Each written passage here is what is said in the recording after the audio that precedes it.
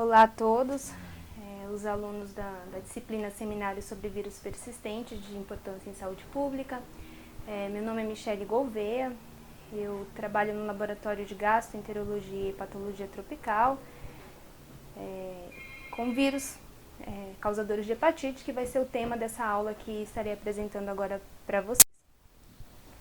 Bom, a hepatite viral ela é a infecção das células hepáticas causada por agentes virais que as utilizam para sua replicação. E os principais vírus relacionados à ocorrência dessas doenças hepáticas são o vírus da hepatite A, B, C, D ou delta e E. Desses vírus nós iremos abordar nessa aula o vírus da hepatite B, C, o D e o E, que são vírus que estão relacionados com doença crônica, com evolução para cronicidade. E nós vamos abordar os tópicos relacionados abaixo, dentro de cada um desses vírus. Bom, vou começar pela hepatite B. Hepatite B é uma doença causada pelo vírus da hepatite B. Esse vírus, sua partícula viral contém de 42 a 45 nanômetros de diâmetro. É uma partícula viral constituída por um capsídeo, que engloba a polimerase viral e o DNA, que é o ácido nucleico do vírus, e é uma partícula viral envelopada, cujo envelope é constituído por 3 proteínas, sendo a principal proteína o HBsAg, que é uma proteína que tem epítopos muito importantes, pois contra esses epítopos são direcionados os anticorpos anti-HBs, produzidos pela vacina contra a hepatite B. Além dessas proteínas estruturais, esse vírus também produz o antígeno E, que é um antígeno relacionado à replicação viral, e o antígeno X, que é um antígeno que está relacionado com o desenvolvimento de hepatocarcinoma. O genoma do vírus da hepatite B, como eu já falei, é uma molécula de DNA, apresenta cerca de 3.200 nucleotídeos e apresenta 4 fases de leitura aberta. Esse vírus ele tem um genoma extremamente econômico, porque com esses 3.200 nucleotídeos consegue produzir todas essas proteínas. Isso porque ele usa fases de leitura sobrepostas.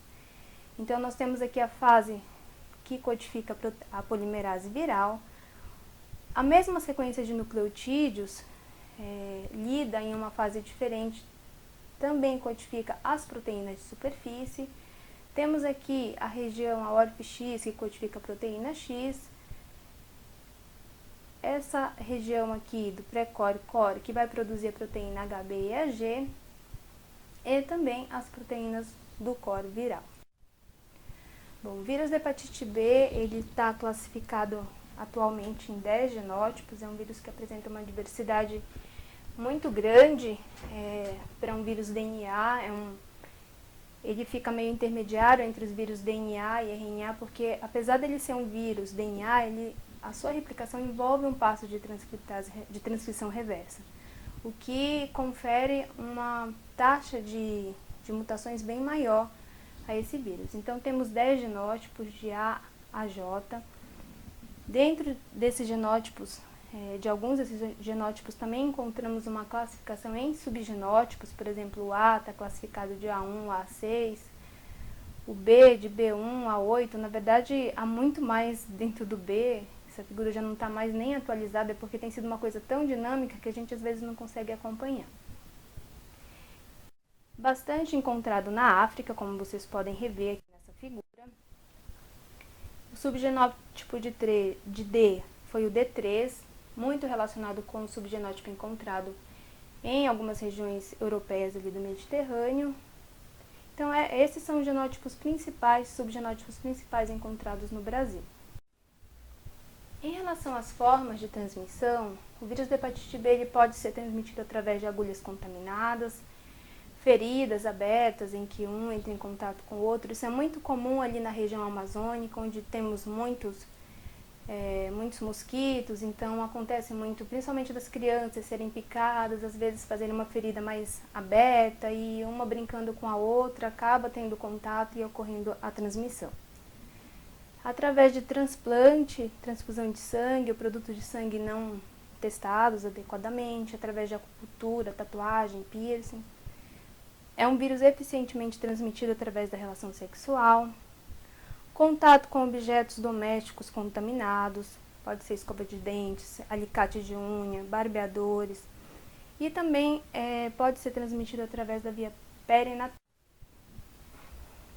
Bom, aqui vamos falar do impacto global da infecção pelo HPV. Apesar de termos uma vacina que é eficiente na disseminação dessa infecção, a hepatite B ela continua sendo um grave problema de saúde pública mundial. A Organização Mundial de Saúde estima que cerca de 2 bilhões de pessoas, existam cerca de 2 bilhões de pessoas com evidência de infecção pelo HPV. E desses 2 bilhões, cerca de 400 milhões de indivíduos são portadores crônicos desse vírus. Desses 400 milhões, 15 a 40% desenvolverão cirrose, falência hepática ou carcinoma hepatocelular. Bom, o vírus da hepatite B é um vírus que ele é encontrado em todo o mundo, contudo as diferentes regiões geográficas, elas apresentam diferentes padrões de prevalência dessa infecção. Então, se postulou a classificação dos níveis de prevalência de acordo com a prevalência do HBsAg, que a gente vai falar um pouco mais à frente, que é um marcador de infecção crônica pelo HBV. Então, se fala que uma região é de elevada prevalência quando a prevalência desse marcador é acima de 8%, uma região que apresenta prevalência de 2 a 7% é uma região de prevalência intermediária, e as regiões que apresentam prevalência inferior a 2% são regiões de baixa prevalência. Um estudo realizado relativamente recentemente no Brasil, envolvendo diferentes regiões do Brasil, onde foram estudadas principalmente as capitais dessas regiões, chegou à conclusão que a prevalência global do HBsAg no Brasil foi de 0,37%, tendo uma variação de 0,31% a 0,63% no norte do país. Então, nosso país foi classificado como uma região de prevalência baixa. Contudo, é importante ressaltar que, embora tenhamos essa classificação, no Brasil ainda há regiões onde a prevalência do HBsAg está bem acima de 8%, ou seja, regiões de elevada endemicidade. Essas regiões estão localizadas principalmente ali na Amazônia, no oeste de Santa Catarina, no Espírito Santo. Então, são regiões que nós chamamos de bolsões de hepatite B no Brasil. E pode ainda haver regiões assim que ainda é desconhecido, porque esses estudos eles envolvem principalmente as capitais. Então, há muitas regiões assim isoladas em que não se conhece muito bem qual a prevalência dessa infecção. Em relação aos aspectos clínicos da infecção, aqui a questão da evolução para a cronicidade do vírus B, ela está bastante relacionada com o momento, com a idade do indivíduo, com a idade em que o indivíduo adquire a infecção. Então, se essa infecção ela ocorre pela via vertical, seja perinatal, ou na primeira infância até os 5 anos, cerca de 90 a 95% dos indivíduos vão evoluir para a cronicidade.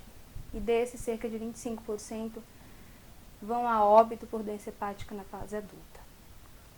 Já quando a doença ocorre em crianças acima de 5 anos ou já na fase adulta, cerca de 90 a 95% dos indivíduos vão evoluir para a cura, cerca de 1% pode evoluir para a forma fulminante, e 5 a 10% apenas vão evoluir para a cronicidade. Desses, cerca de 10% desenvolverá cirrose após anos de infecção e 3 a 5% pode evoluir para o carcinoma hepatocelular.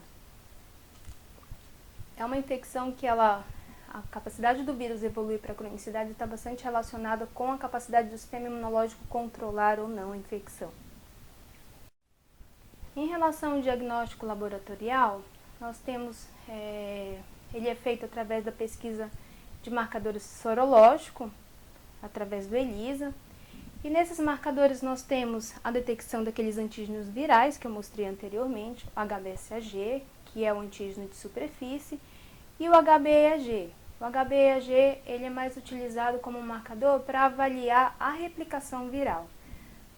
Atualmente já se sabe que não se pode confiar nesse marcador como marcador de replicação, porque existem alguns vírus que têm umas mutações no genoma que fazem com que essa proteína HBeAg não seja produzida.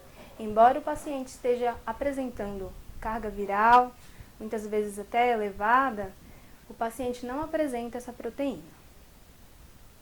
Bom, e também como marcador serológico, nós temos os anticorpos direcionados contra esses antígenos.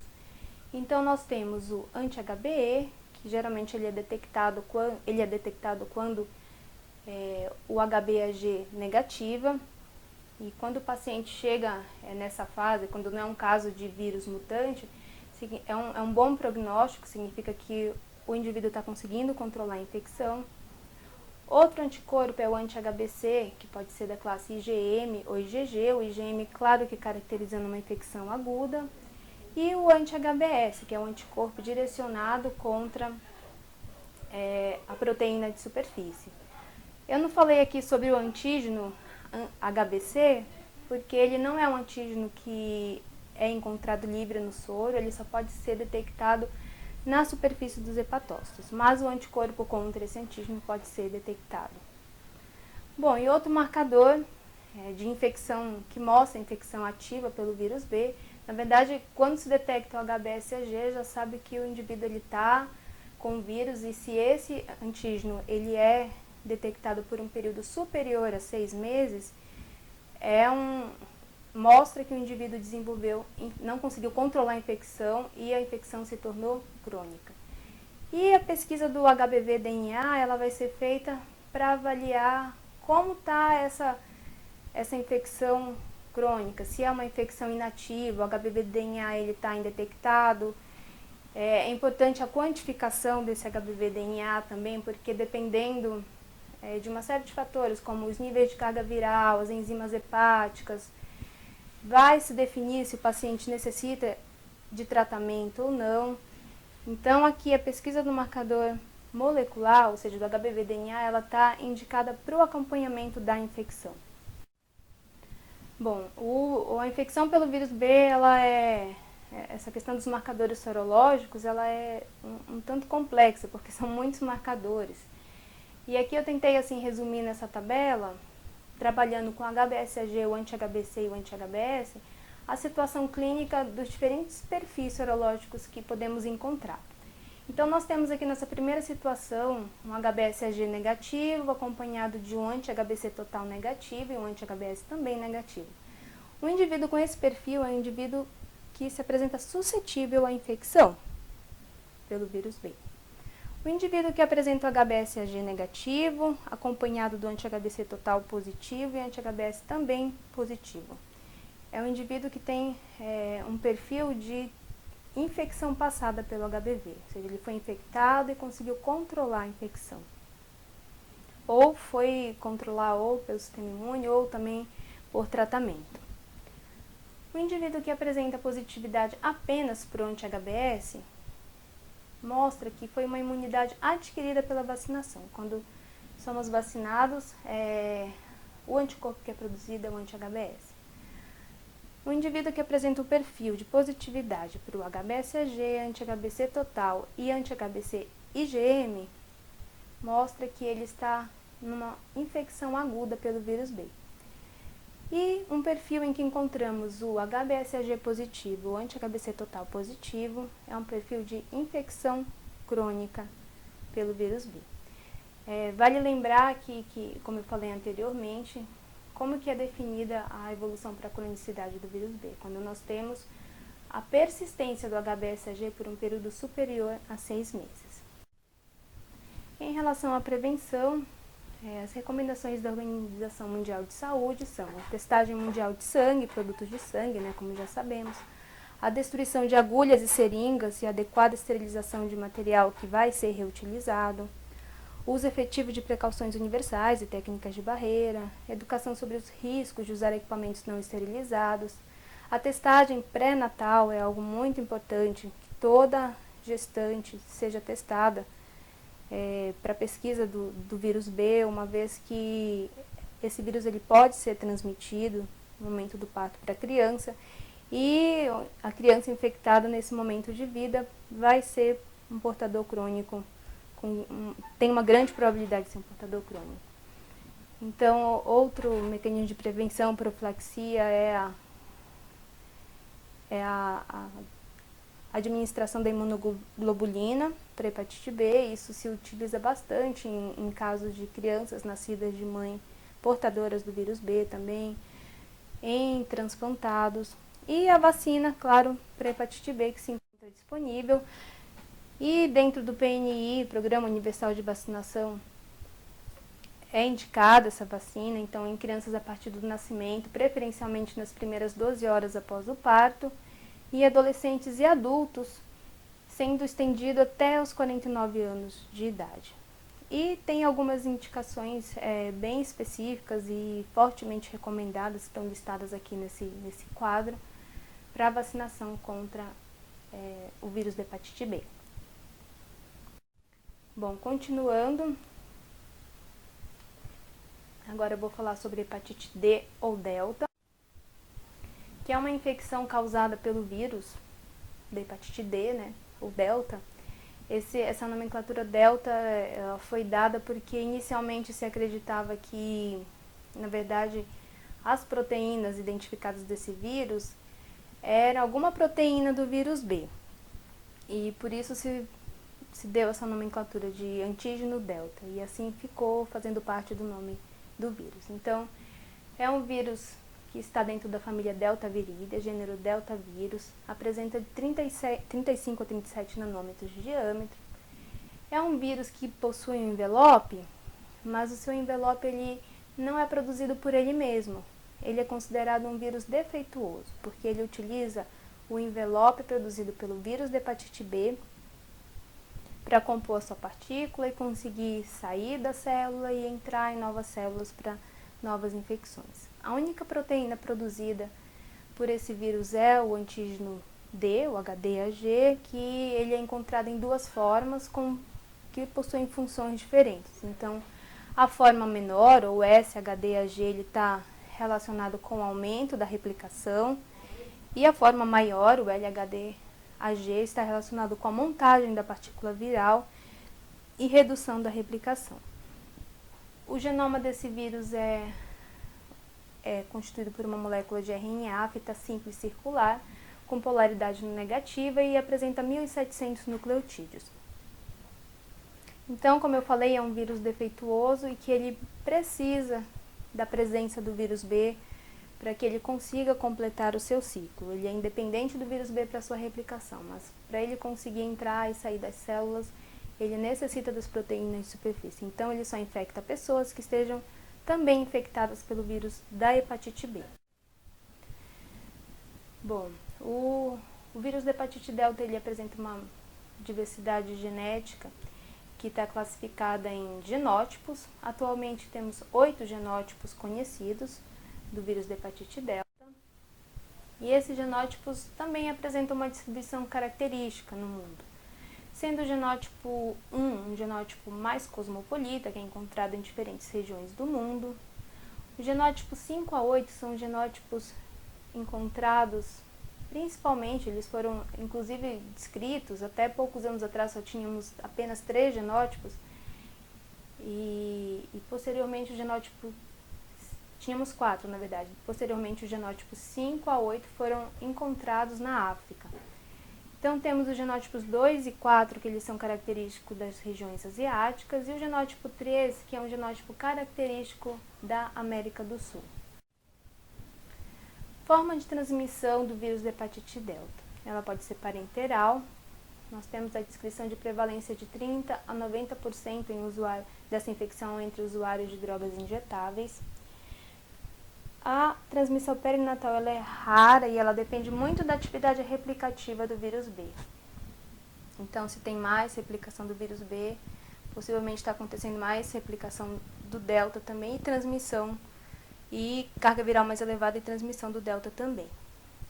Transmissão percutânea, ela acontece principalmente entre membros da mesma família e é muito comum na região amazônica, foi o que eu falei ainda há pouco em relação ao vírus B, ser transmitido através do contato com feridas, isso acontece com o delta também. Tem uma situação até bem curiosa que é descrita por uma pesquisadora muito importante nessa área, que eu vou falar posteriormente, a doutora Gilberta Ben-Sabah, que ela observou na região amazônica que alguns caminhos assim no meio da floresta que essas pessoas passavam, na região onde ela estudou, tinha umas plantas que cortavam as pernas e passava a primeira pessoa, cortava, a planta ficava suja de sangue, então, posteriormente outras pessoas iam passando e as infecções, claro que naquele sangue o vírus B, o delta, elas eram transmitidas dessa forma também. Transmissão sexual do vírus da hepatite D, ela já foi demonstrada em contatos de profissionais de sexo em Taiwan e em contatos de usuários de drogas nos Estados Unidos. Entre homossexuais tem se encontrado uma baixa prevalência. Em relação à epidemiologia, as diferentes regiões do mundo apresentam diferentes níveis de endemicidade dessa infecção. Estima-se que cerca de 15 milhões dos indivíduos, dos portadores crônicos do vírus B, estejam também infectados pelo delta. Então, se fala que uma região é de alta endemicidade para o vírus delta quando mais de 60% dos portadores crônicos do HBV apresentam anti-HD positivo. Então, essas regiões de alta prevalência, elas são encontradas principalmente aqui na região amazônica, tanto brasileira quanto colombiana e venezuelana. Então, aqui na América do Sul, ali na região amazônica, ela é uma infecção altamente endêmica. Algumas regiões da África também, algumas regiões ali no Mediterrâneo, na Europa, são regiões de elevada prevalência. Se fala em prevalência intermediária da infecção pelo delta, quando 30 a 60% dos portadores crônicos do HBV apresentam anti-HD positivo. Áreas de prevalência intermediária são encontradas em algumas regiões do Oriente Médio, Ásia e algumas regiões da África. E as demais são regiões de baixa prevalência, muito baixa, ou regiões pouco estudadas em relação a essa infecção. Na verdade, a infecção pelo vírus delta é uma infecção que tinha sido praticamente esquecida, até poucos anos atrás, esquecida porque depois da introdução da vacinação contra o vírus da hepatite B, se conseguiu, nas regiões desenvolvidas do mundo, principalmente, controlar bem a infecção pelo B e, consequentemente, a infecção pelo delta. Então, na Europa, onde tinha algumas regiões de elevada prevalência do vírus D, se falava que, até poucos anos atrás, que a hepatite delta é uma doença banida da Europa. Só que então começaram a observar que as taxas de prevalência já não estavam decaindo tanto assim. Pelo contrário, elas estavam estáveis, em alguns locais elas estavam até subindo. Então começaram a notar que, na verdade, essa elevação da prevalência estava relacionada com imigrantes oriundos de regiões endêmicas. Então, se voltou a ter interesse, a se olhar com mais cuidado para essa infecção, porque começou a aumentar novamente os focos de infecção e a endemicidade na Europa. A evolução aqui para a hepatite fulminante, que foi observada não só no Brasil, mas também em outras regiões, na Colômbia, na Venezuela. Então, essa evolução tão grave, então alguns pesquisadores desses outros países começaram a associar, dizendo que era o genótipo 3 do vírus delta associado com o genótipo F do vírus B, que era responsável por essa evolução tão grave da doença. Então, quando nós encontramos essa associação do genótipo 3 com o A em portadores crônicos, nós pensamos, então esses portadores possivelmente não evoluíram para a forma fulminante porque era o genótipo A que estava envolvido. E quando nós fomos estudar aqueles casos que a doutora Gilberta identificou lá na década de 70 e 80, e nós fomos ver o genótipo do delta, nós encontramos realmente o genótipo 3, e quando fomos estudar os genótipos do B, nós não encontramos apenas o genótipo F, encontramos o genótipo F, A e D, que são os genótipos prevalentes naquela região. Então, com esse trabalho, nós conseguimos mostrar que há outros fatores envolvidos nessa evolução tão grave que aconteceu lá em Boca do Acre. Não é a questão da associação do genótipo F com o 3. Bom, e fora da região amazônica, no Brasil, como é a distribuição do delta? Aqui nós tivemos uma amostragem de 752 portadores do HBsAg, procedente de diferentes regiões do Brasil, em que nós pesquisamos o anti-HD.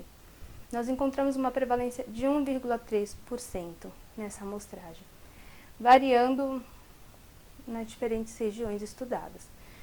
Sendo que, desses 10 casos, com anticorpo contra o vírus D detectável, nós encontramos apenas 3 com infecção ativa, ou seja, que tinham RNA do vírus detectável.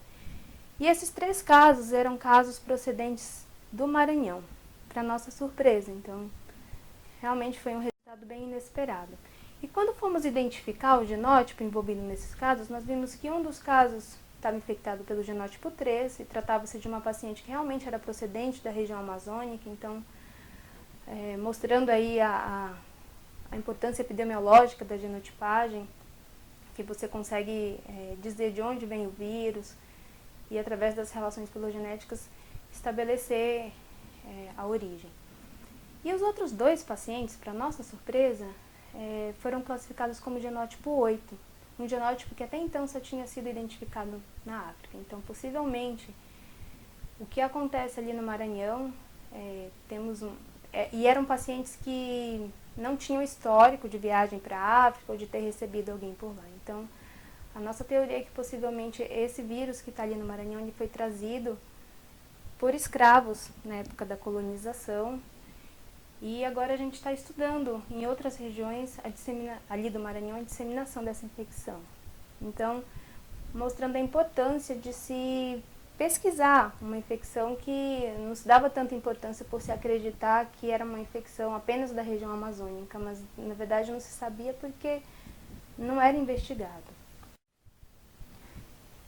Em relação aos aspectos clínicos da infecção pelo HDV, se vê que na hepatite aguda ocorre a elevação das enzimas hepáticas, detecção do RNA no soro, assim como do antígeno delta e do anti-HD.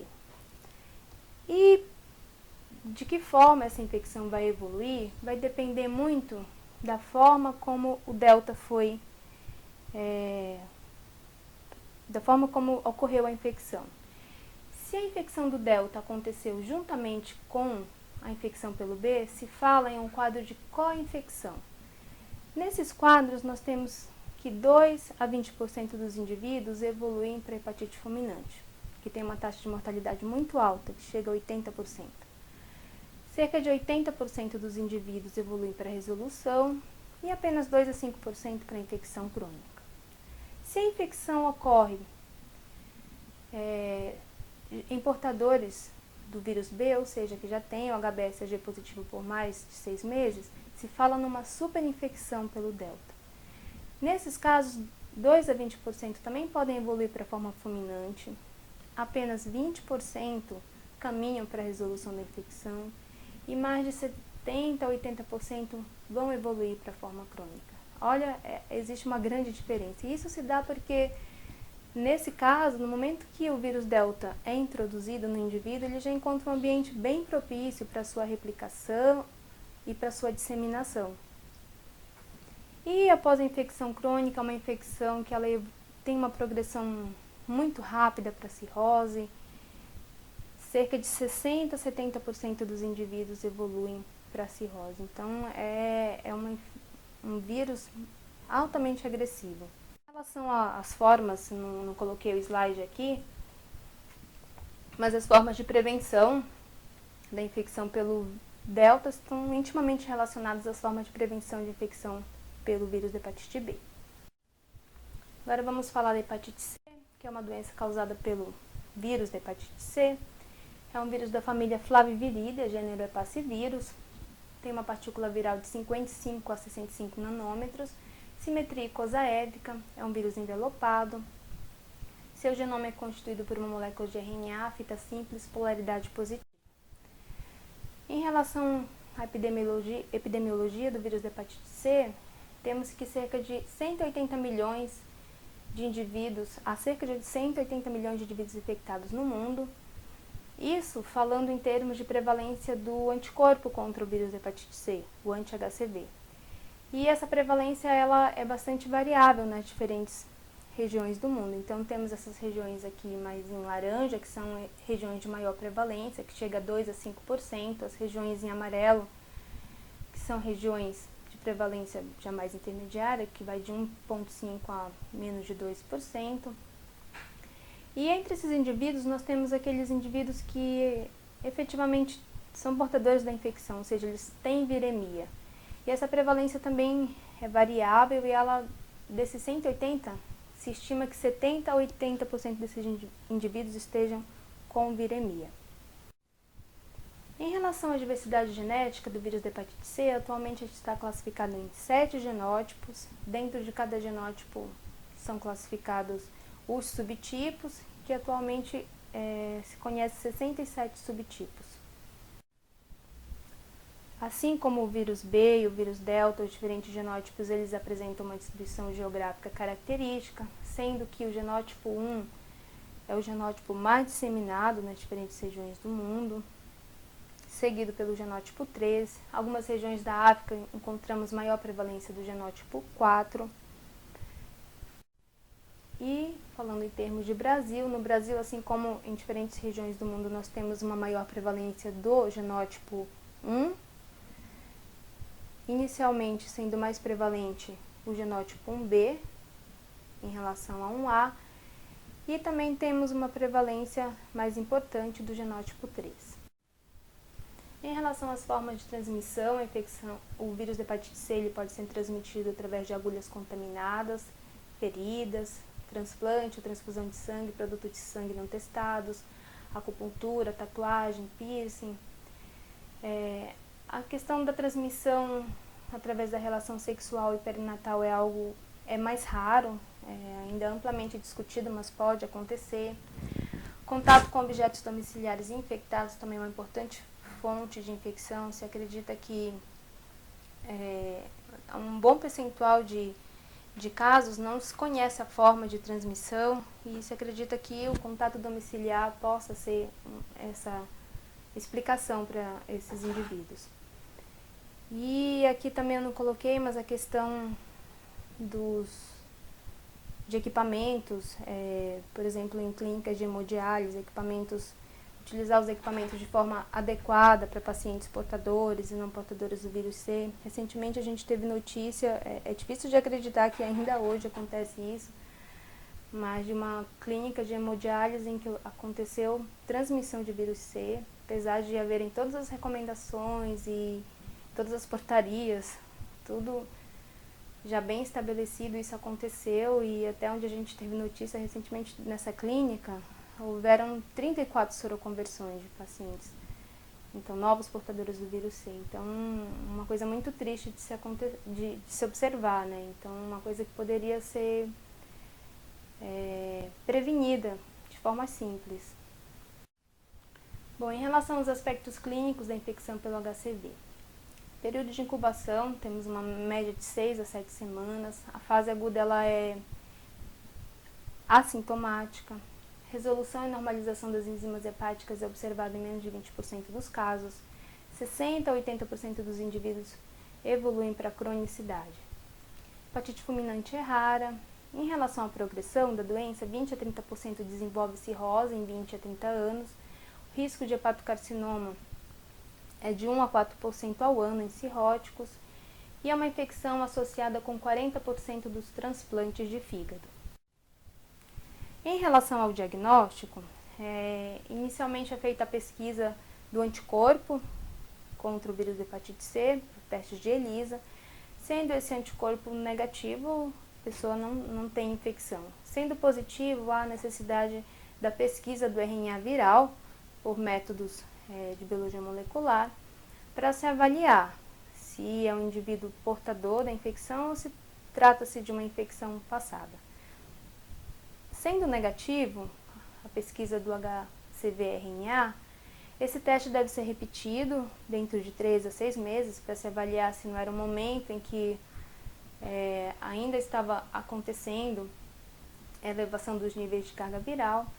Após esse tempo sendo negativo, realmente trata-se de uma infecção pregressa. Sendo positivo, o paciente deve ser encaminhado para avaliação médica e tratamento se necessário.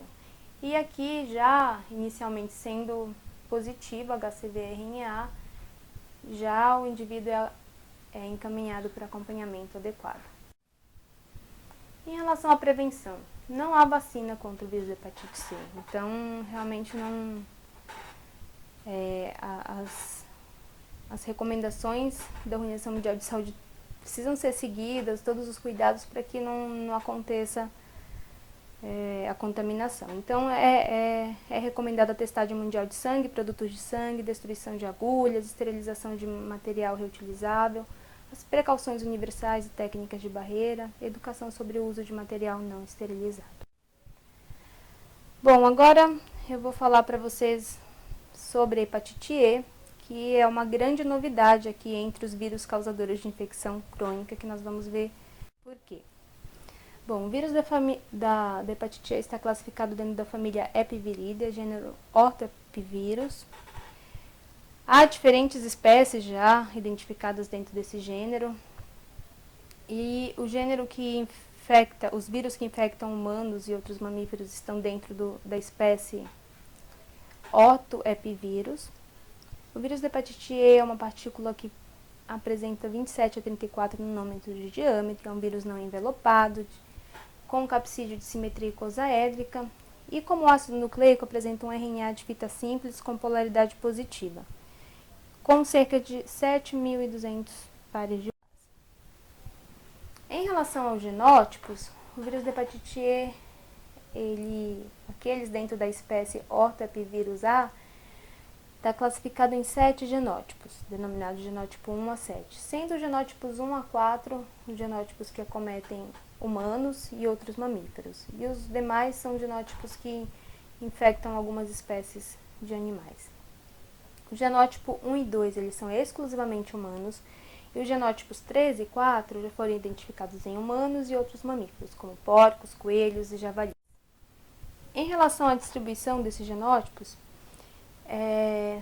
nós observamos também uma certa associação de alguns genótipos com regiões geográficas. O genótipo 1 ele é bem disseminado no Oriente Médio, algumas regiões da África, na Índia.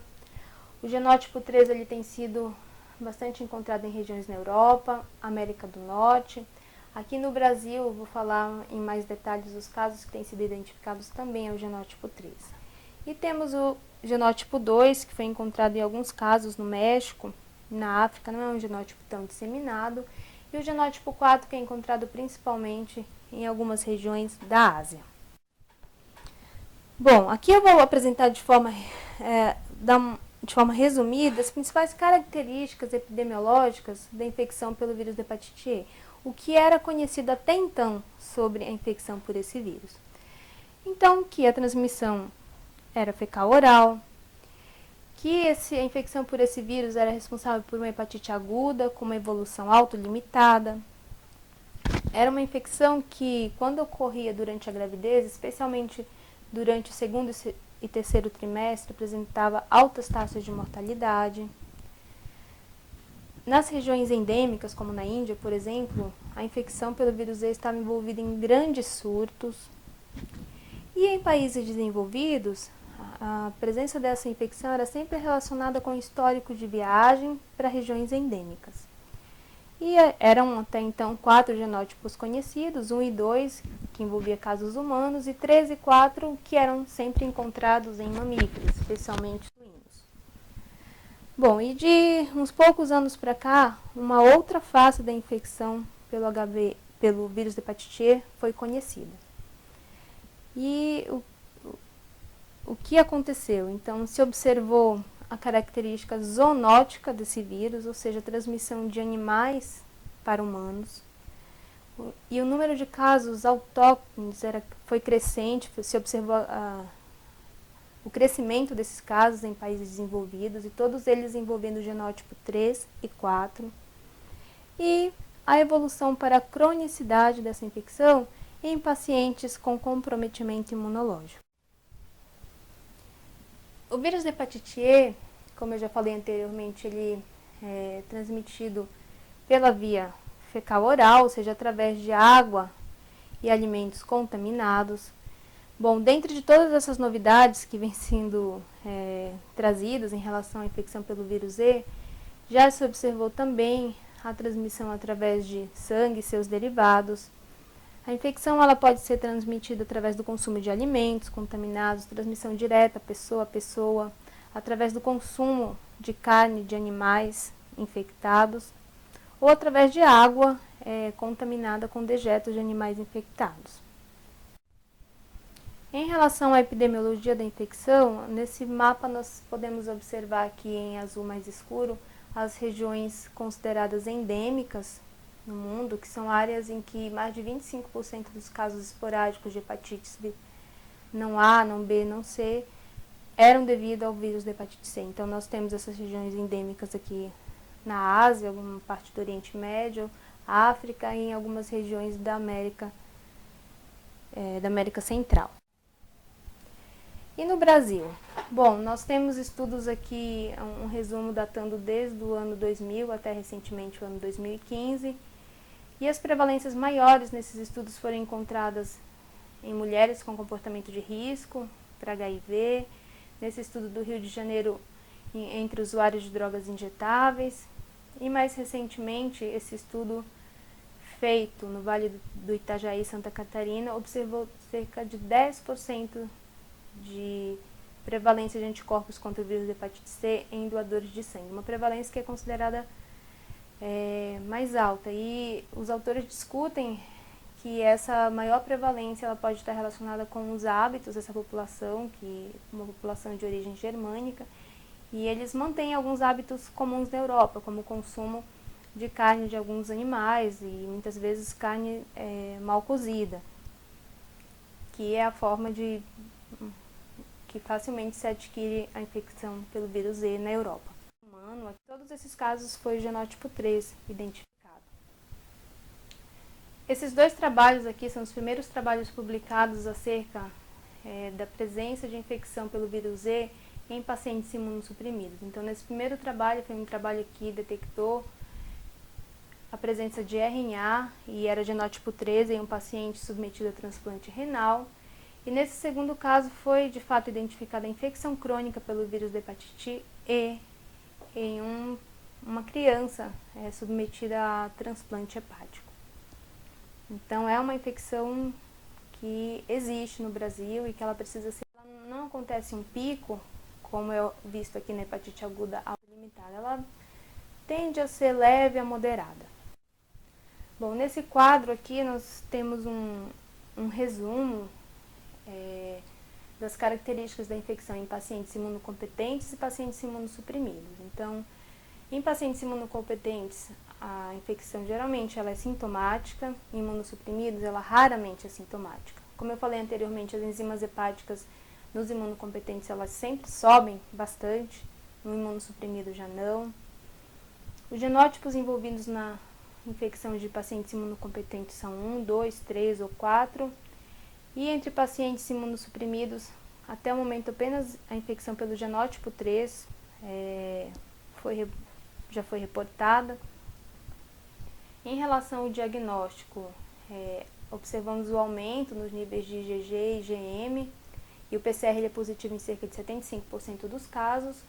Já nos pacientes imunossuprimidos, não é confiável a questão do diagnóstico sorológico, porque a soroconversão ela pode nunca acontecer, e o diagnóstico ele deve ser estabelecido com base na pesquisa do RNA viral. Em relação à evolução, no indivíduo imunocompetente tende a resolver a infecção. A infecção crônica, ela tem sido, alguns trabalhos mostraram que 60% dos pacientes imunocomprometidos infectados evoluem para a cronicidade e cerca de 10% desenvolve cirrose. Bom, como nós estamos abordando a questão do tratamento, eu não vou falar do tratamento aqui. Em relação ao diagnóstico laboratorial, da hepatite E, ele é feito através da pesquisa por ELISA dos anticorpos anti-HIV, IgG e IgM. Estamos em um momento em que está sendo amplamente discutida a questão desse diagnóstico laboratorial, porque os kits existentes atualmente, eles apresentam uma grande variabilidade na sensibilidade e isso resulta na variação de soroprevalência observada no mundo e em diferentes regiões de um determinado país. Ainda se observa elevada inespecificidade do IgM e tem a questão que eu já falei anteriormente da resposta ineficaz em pacientes imunocomprometidos, resultando na falha na detecção dos anticorpos. Temos disponível também o imunoblot para confirmação da presença desses anticorpos. Um desafio tremendo para a questão do diagnóstico molecular. O que tem se observado em relação ao diagnóstico molecular da infecção pelo vírus da hepatite E é que o PCR em tempo real ele apresenta maior sensibilidade do que o PCR convencional. E em todos os protocolos já descritos se observa uma grande variabilidade na sensibilidade dos diferentes ensaios de PCR em tempo real descritos, então realmente é muito variável. PCR em tempo real ele não possibilita a identificação do genótipo envolvido na infecção, então embora ele seja mais sensível, só que não se consegue dizer, ter maior compreensão da cadeia epidemiológica, saber de onde veio o vírus, está relacionado com qual, então isso é um empecilho assim, ao estudo dessa infecção. E o que também se tem visto é que os diversos ensaios de PCR convencional que possibilitam a genotipagem viral, eles apresentam significantes diferenças na sensibilidade. E isso depende da carga viral, do genótipo, da região genômica alvo. Então, é um campo assim que está sendo alvo de muito estudo, a questão do diagnóstico da hepatite E. Bom, em relação à prevenção, vou começar falando do que eu escrevi aqui embaixo. Não existe uma vacina universal ainda para a infecção que possibilite